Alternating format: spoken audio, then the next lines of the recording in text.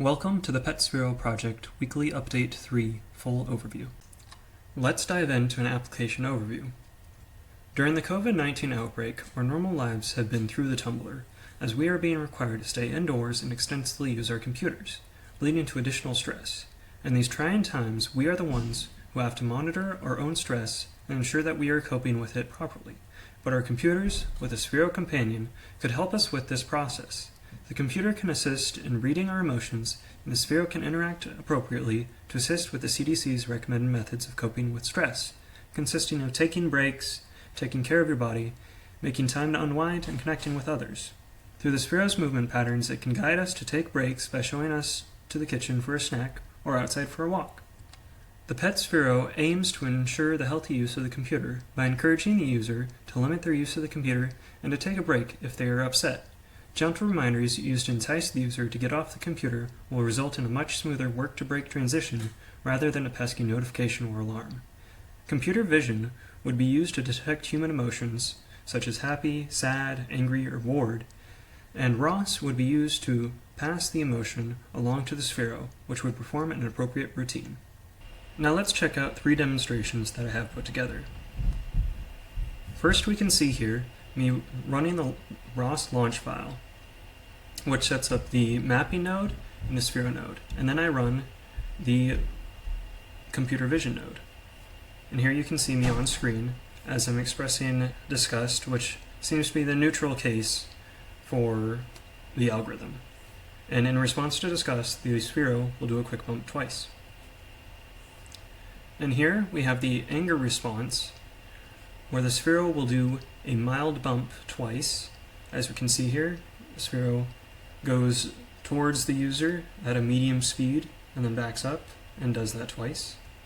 And then the Sphero will show sad eyes, where they look a bit droopy, and they'll look to the left, and then look back, and then look to the left again, and look back, and look to the left one more time, and then look back again, attempting to convey the message that the user should move away from the computer. And our last demonstration here is the full disgust response, where we have the Sphero do a quick bump twice, where it goes at a much faster speed than mild bump, and then it does the flashing eyes, which look kind of weird actually, but it's just to get the user's attention and get them to look away from their computer. Now, let's dive into the subsystems. There are 3 main subsystems for my project. These include the emotion recognition, the emotion to action mapping, and the Sphero motion-based body language. As we can see in the block diagram, the emotion recognition takes an input from a webcam observing the user and tries to recognize the emotion that the user is emitting. This emotion is then passed on to routine selection, or, as described earlier, it is the subsystem of emotion to action mapping. The emotion is then mapped to an action and to a message that is then passed to the Pet Sphero program, described as a routine. In the Pet Sphero program, we have set up the motion-based body language that will be done by the Sphero, and the commands will then be passed to the Sphero so that the Sphero can act out accordingly. By viewing this flowchart, we can see the basic process of the program. The program begins, the user's emotion is then checked, an action is selected for the Sphero to do, the Sphero then attempts to grab the user's attention, it then performs its action, where it transmits its message to the user, and then the user hopefully takes a break. Now let's check out Subsystem 1, Emotion Detection. For the emotion detection, we use a HAR cascade classifier to find the face and to find the emotion on the user. As we can see from this example here, rectangles are used to determine the different features in the image. In this case, we are looking at a face, where the eyes are found, the nose, and the mouth. So first, we find the face in the image, and then after finding the face, we determine what the emotion is on that face, using these different rectangles. Now from Subsystem 1, let's move on to Subsystem 2, the emotion to action mapping. So let's take a look at the emotion mappings. An emotion is mapped to an action and a message. The action consists of the movement that Sphero is going to make. These consist of the Sphero bumping the user or spinning to get the user's attention. Then the messages are what the Sphero will show on its 8x8 LED matrix.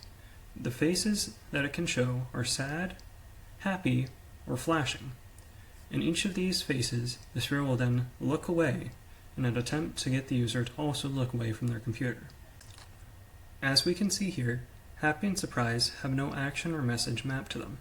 These are because we are okay with the user being in these states for an extended period of time. Each of the remaining emotions are mapped to an action and message that correlate with how we would expect a friend to react if we were feeling that emotion. Now let's take a look at the next subsystem, Subsystem 3, the Sphero motion-based body language. As we saw in Subsystem 2, the commands to the Sphero are divided into actions and messages. Right now let's look at the actions. The actions are different movements that the Sphero will make. A mild bump is a slow bump to carefully get the user's attention, and a calm bump is an even slower bump that also attempts to get the user's attention very carefully in order to not startle them. The quick bump intends to get the user's attention quickly and get them to look away quicker. Then the energetic bump is even faster to get the user to look away as quickly as possible. In addition, it has a spin to also get the user's attention. Then we have the messages the Sphero will show through its LED matrix. There are 3 messages the Sphero will show. They include sad eyes, flashing eyes, and happy eyes. And each of them has a variation where they're looking away in an attempt to get the user to also look away. Next we'll be looking at some demos of each of these messages. Here we are looking at the sad eyes demo, where the eyes of the Sphero are drooping down, trying to convey that the Sphero is sad, and trying to get the user's attention and pass along the message for the user to look away. In the second demo, we have the happy eyes, where the eyes are bright and conveying that the Sphero is happy, and would like the user to pay attention and to also look away.